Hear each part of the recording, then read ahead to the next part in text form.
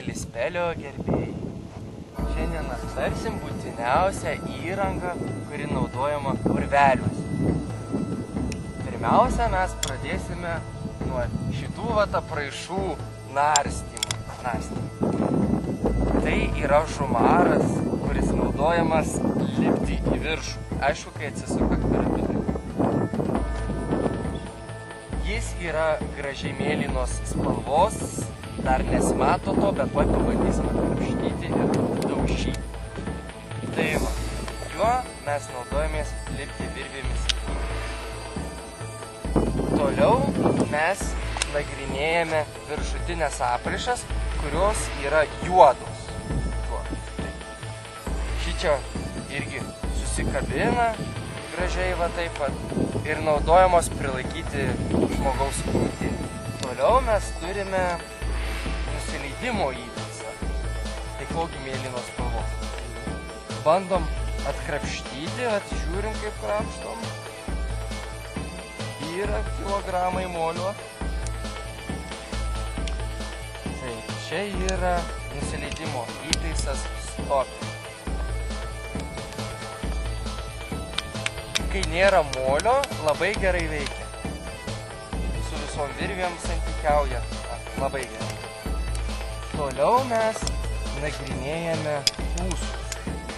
Ūsai yra du. Trumpas ir ilgas. Atspėkite, koks mazgas.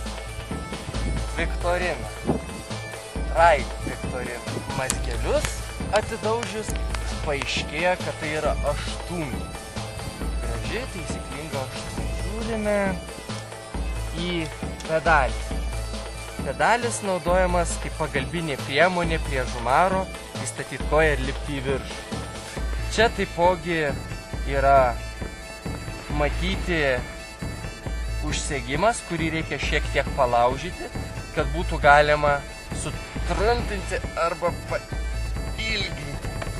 Toliau seka kitas lipimo įtaisas, tai yra krolis, kitaip dar vadinamas pilvinis žumaras, kuris mums padeda laikytis arčiau virvių. Į krolį segamos šitos viršutinės apraišos. Krolis yra ryškiai geltonos spalvos. Kai atkrapštysim, taipogi tai pasimatys. Toliau seka delta.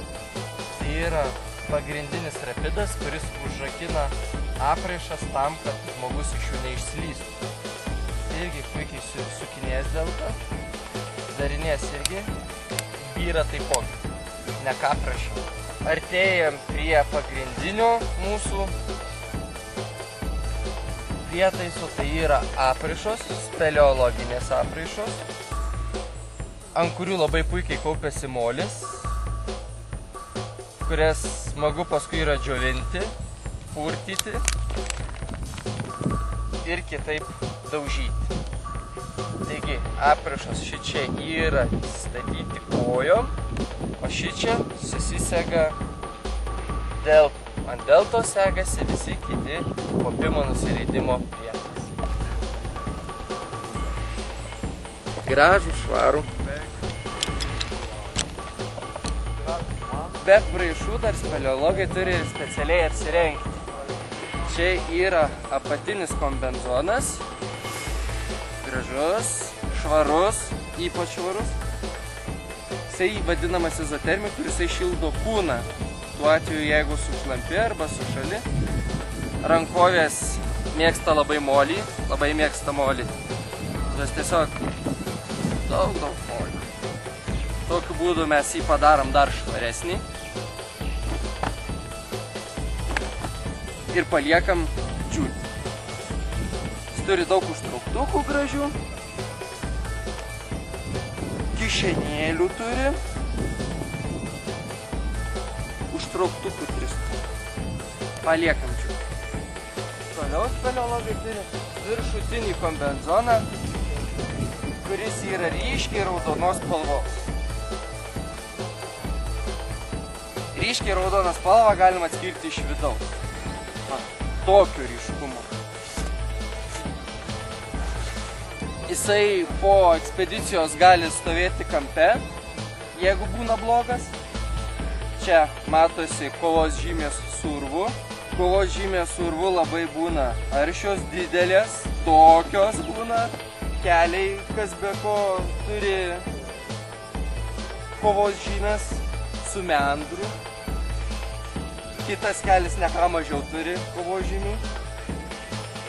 Nu ir kombenzas, kas be ko pasipuošia gražia molio spalva, kurią mes dabar bandysime išguiti iš kombenzono.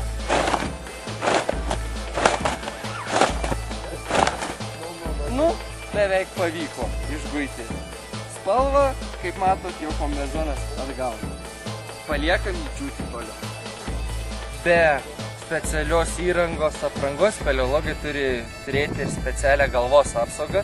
Tai yra šalmas, kuris yra priderintas prie kombenzono ryškiai raudonos spalvos. Tik tais dar reikia tą spalvą atgauti. Ant šalmo matome 2 apšvietimus, tai yra pagrindinis ir atsarginis. Būtina taisyklė urve turėti 2 nepriklausomus apšvietimo šaltinius, tam, kad jeigu vienas pasibaigtų, būtų galima vaikščioti su kitu. Toliau reikia rankų apsaugų, tai yra pirštinės. Pirštinės dar neįgavę tos gražios baltos matinės spalvos. Apsaugos kojoms. Tai yra visiems žinomi gerai. Botai. Botai pasidaužo tarpusavyje ir bando atgauti savo vėlgi spalvą. Galima ir išpilti viską, kas susikaupia. Ir juos taipogi pastatyti prie mūsų bendros spelio kolekcijos. Paskutinės valandos rinkinukas, dar taip vadinamas samas pasas. Tai yra pirmosios pagalbos rinkinukas, kurį sudaro šokoladukas, atsarginė virvutė, baterijos pagrindiniam ir atsarginiam apšvietimams, speciali šildoma plėvelė izofolija,